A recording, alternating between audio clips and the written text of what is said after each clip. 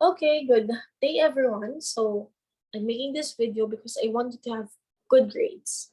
So despite having challenges in accomplishing your modules, I want you to get the most out of it. So right after checking, computing for the grades, I came up with this idea, with this video of telling you tips on how you could get high grades through your modules. If you want to know more, keep watching. Okay, so how do you get high grades through your modules? So after checking, I've seen strengths and weaknesses that students actually have and do's and don'ts that students actually do that can actually affect their grades. So may mga sobrang galing, may sobrang mema lang. So for today, we're gonna discuss on how you're going to get the best grades possible to your modules. So how do we do this? So what have I noticed? So the students that I'm currently teaching are senior high school. So I've noticed three alarming things. First is that there appears to be students who would really give effort to their modules, but there are those na napaka-effortless or mema sagot, okay? And there were those who would really answer legibly, write legibly, or even have it typewritten, and those who would really make their handwriting so big and the spacing so big just for them to consume the space. After all, it's not about the space. It's about the quality of the written word. By the way, I'm teaching English subjects and writing subjects, research writing subjects. So that makes my students get into more of writing. So it's not about the quantity, it's the quality. But I've seen students just scribble bigger or probably just write in bigger fonts, if you could say that, in bigger handwriting, just for their work to appear more, okay? But again, we read your work, okay? That's why we know if it's just big, if you just scribbled lyrics of a song, or if you copy pasted, okay? Then, not all activities were seen to be answered. Ang diskarte pa ng iba dyan, um, activity 1, 2, 3, tapos hindi nila isusulat na may kulang pa silang activity para magmukhang kumpleto yung module. But where in fact, hindi nila sinagot yung performance task. Or kung may na-miss man silang activity, lalagay lang nila 1, 2, tapos performance task. So if you're not really checking closely, you would really get deceived. But then again, all of the activities should be answered. Mind you, written works and performance tasks are both important in your grades. Pareho silang important components. Okay? At syempre, yung pinakamahirap sa lahat is the non-compliance or no submission at all. Yung mga hindi nagpapasa. I don't know what they expect of us, pero hindi naman kami mga magikero to make something out of nothing. So we only come up with your grades based on what you submit to us. So kung wala kami i-check, ano ibibigay namin grades sa inyo? So those are the alarming things that I've noticed. So how can we possibly solve this? How can we work on this? How do we get high grades through the modules? And how do we answer modules? So that would be our points for today. Okay, strong reminder ha. Even if I'm going to give 10, 20, 30 tips, even if I create numerous videos on how to create modules, how to make good modules so that you could get high grades. If you don't submit your modules, those are pointless. So you have to submit your modules. Okay, yun yung pinaka-ultimate goal dito. Bago mo, kahit i-follow mo lahat ng yan, hindi ka nag-submit, wala din point. Okay? So, let's go to the tips. Number 1, you have to understand your modules. So, I know there are activities in the modules that could be difficult, admittedly, okay? That's why you have the lecture part. But sometimes, though, the lecture part would not suffice. So that's why we have supplementary materials. So, pwede ka magtanong sa teacher mo, okay? Which leads to number 2, pwede ka mag-attend ng online classes or manood ng mga recorded videos na based dun sa module. So, kumbaga, these are self-learning modules. You also have to help yourself. So, what happens kasi, when you don't understand your modules, and you don't attend online classes or you don't watch videos related to your module, sasagutan mo na lang basta-basta yung mga modules mo, mga activities mo, without really understanding the concepts. What happens is you get a sloppy work, or sometimes you don't even understand what you're writing. Papasok na naman din yung concept ng may masagot, okay? Na hindi siya pasok sa banga, hindi it's not really addressing the questions, it's not really targeting what is being asked, okay? And given this, still if you don't understand, but as far as I'm concerned, if you already attended online classes and recorded videos, at least you're already having an idea of what the module is all about. You could also look into the power of the internet responsibly. Bakit naka-underline yung word na responsibly? This does not give you, I'm not endorsing I'm not giving you the idea of copying from the internet, but you could look for explanations, samples, and videos from the internet. By the way, I would like to emphasize that copying, whether from your classmate or from the internet, copying and pasting from the internet is academic dishonesty, and that could put you in trouble. Okay, so when we say use the power of internet responsibly, let's say you were asked to create or to write a sample minutes of the meeting, you could like search for samples sa internet. At least you'll get an idea how to write it. Or you were asked to write a position paper. Look for videos that present the parts of a position paper if the lecture part of your module is not sufficient for you to understand it. Or you could also look for guide questions para makagawa ka ng position paper. But that doesn't mean na hahanap ka ng position paper sa internet kasi ka-copy-paste mo siya. No, that's not the point there. Or baka you'll get the idea na hanap na lang ako tapos ipa-paraphrase ko. No, there are certain work that has to be your own work. Kaya nga I always tell my students that it doesn't matter if your work has grammatical errors. What matters is that you follow the process. Kasi eventually you'll learn how to polish that. What we want is for you to learn the process of writing. Makuha mo yung konsepto ng pagsusulat, how you start with thinking of the concept, how you write, how you put things to words. Pero kung mag-copy-paste ka, you're skipping everything. At hindi mo nakukuha yung proseso. Okay, and we know, she knows, okay, we know if you copy-pasted or not. We have ways. Okay, and then number 4, put effort in answering the module, especially for portfolio. So, syempre, it varies from teacher to teacher.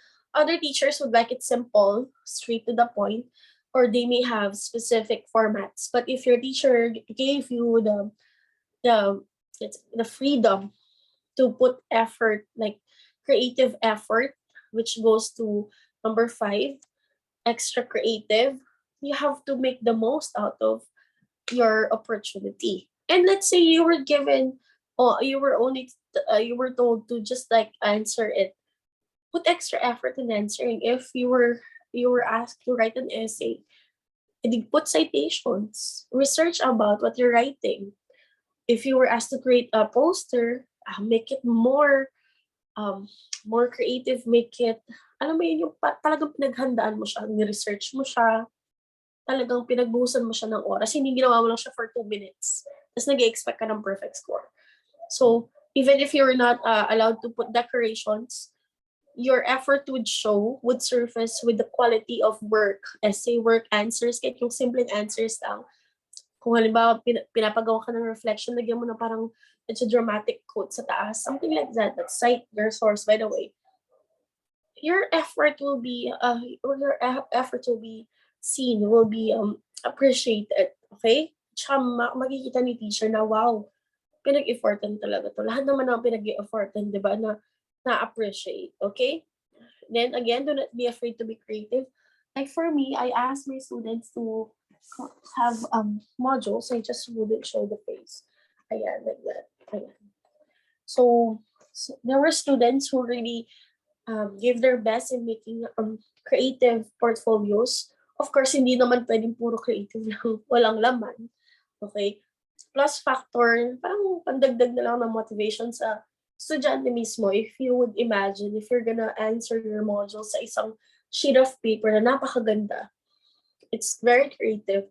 Ikaw mismo mamomotivate kang sumagot ng maayos. Kasi ang ganda ng pagkaka-design ng paper. Tapos, yung answer mo isang sentence lang. Syempre, mag-i-effortan mo pa yan. And for the teacher, we would also see how that extra creativity has worked on your modules. Pero syempre, consider pa rin namin yung rubric. Kung part dun sa rubric, yung creativity, then good.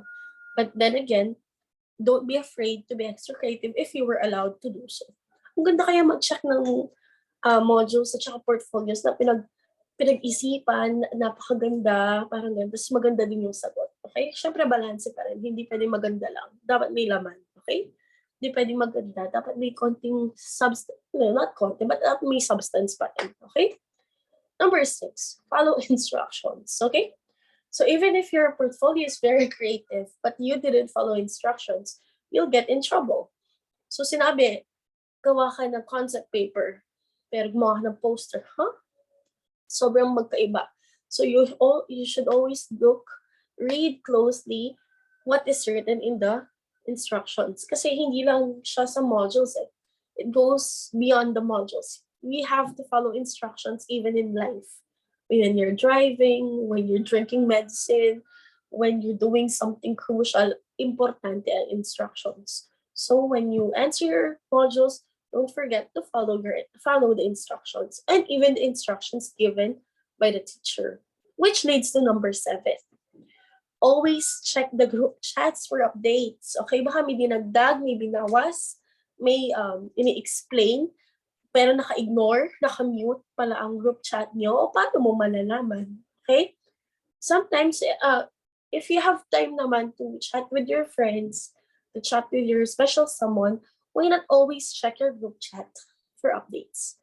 Kasi it wouldn't harm you. That it was placed there. It was created for academic purposes. It was created for you to be updated. And now, if you would put it in the ignored box or ignored mode, if you will mute it, paano mo malalaman kung anong nangyayari? Tapos, sasabihin mo, ay, hindi ko po kasi alam, ma'am. Golden rule. Check your group chats. Another golden rule. Learn how to backread. Okay? And number 8. Please do not copy from your classmates because we know, we read your work. Yung feeling nila minsan, porket ibang pagkakaposisyon, is makakalusot na siya kasi malay ba di ba kung kinopya ko? Hindi, we read your work. And alam mo yung habang nag-check ka, tapos parang nabasa ko to. Parang nakita ko na to. And then we're going to return to other modules. And tama nga, nagkopyahan sila. And mind you, minsan kasi there's deliberate copying, pinakopya, kinopya. Pero minsan meron din hindi. Don't be unfair with the person. Okay, lalo kung hindi ka niya binigyan ng permission. I don't know how they do it, but sometimes works are copied without the permission of the original author. We always have that plagiarism. Then they claim it as theirs. And kapag nagkukopyahan naman, syempre, that's academic dishonesty. That's academic dishonesty. So that would merit, that would get low scores and even offense, okay? Hindi naman kasi pwedeng i-tolerate natin ang ganitong uri ng dishonesty. Masyado madami ng corrupt sa Pilipinas. Let's not add to those, okay? Diyan nagsisimula yan eh. Okay? Number 9. Ito, oh my goodness. Submit on time. Be punctual. Bakit? Kasi nag-check po tayo at minsan kapag late ka nag-submit, nahahalo yan sa ibang mga modules. Tapos kapag nawawala yan, edi pare-pare tayo may problema. Okay?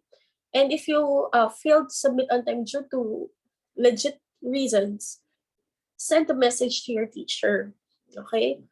Inform the teacher where you place your module, kanino mo pinas, and don't forget to take pictures. I always tell my students na gawin to. So, by the way, my practice is we have a Facebook group.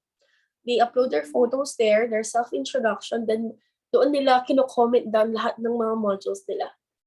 So, if in case na hindi umabot sa akin ng portfolio, na may mangilan-ngilan na nangyari yun, hindi ko alam ano nangyari doon sa portfolio, pero may naka-upload doon sa Facebook group, i-grade pa rin siya.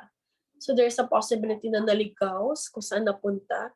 But at least I have the access din sa Facebook group to check if nandun nga. But of course, to save each other from these hassle, let's be punctual, diba? And number 10, take the initiative. Kung may kulang ka, mayroon kang question, may hindi ka maintindihan, ask your teacher. Okay? But within the class hours. Baka nagja-chat alas 12, di ba? Alauna. O, ikaw na lang ang finokus ng buhay ng teacher mo. Hindi yun pwede. So, you only chat them. You ask them during class hours. So, or inform your teacher. Halimbawa, may kulang ka. Alam mo may kulang ka, malapit na yung submission of grades, computation of grades. Inform mo yung teacher mo na may kulang ka, may plano ka mag-submit. Might as well inform mo siya, then mag-submit ka na. Okay? Hindi yung ikaw yung hinahabol-habol, tapos pag na-submit na yung grades, magtatanong ka, ma'am, pwede pa po ba mag-pass? What? Okay. Nakakaloka yun. So, if you had an absence and you know na may kulang ka, take the initiative. Inform the teacher, send the insufficiency. Huwag mo nang antayin, okay? Kasi yung teacher, let's say, nasa 5 loads siya. That would be 5 sections. Sabihin mo, tipo 40 or 50. So, nasa 250, 200 to 250, or even 300 ang hawak niyang estudyante. Siyempre, hindi naman niya agad-agad makikita kung ano yung insufficiency mo. So, might as well, unahan mo na. Okay? Kasi grade mo naman yan, hindi sa kanya. Okay? But then again, ako personally, iisa-isahin ko pa rin yan. But then again, minsan yung mga estudyante, late pang magsisin, late pang magre-reply. Tapos kapag nakapag-pass ka na, dun pa lang sila, pwede po Okay, I understand the circumstances, but we all have deadlines. Bear that in mind. So with that, I hope you were able to reflect, okay? And the second semester is coming up, or the next semester is coming up. Don't forget to do your best, and I hope, okay, this would be able to help you to come up with higher grades. Kasi, especially for senior high schools, na grade 12 na, tapos mag-graduate na, this would be a very big help kasi syempre, magpapasa kayo ng mga requirements for college, and there are specific courses na may required grade. Although grade does not define you, you need your grades to enroll for college and for scholarships. So still do your best. So if you've learned something, don't forget to like and subscribe. And if you have questions, comment na lang. Okay? So that's it. How to get high grades through your modules. Bye-bye.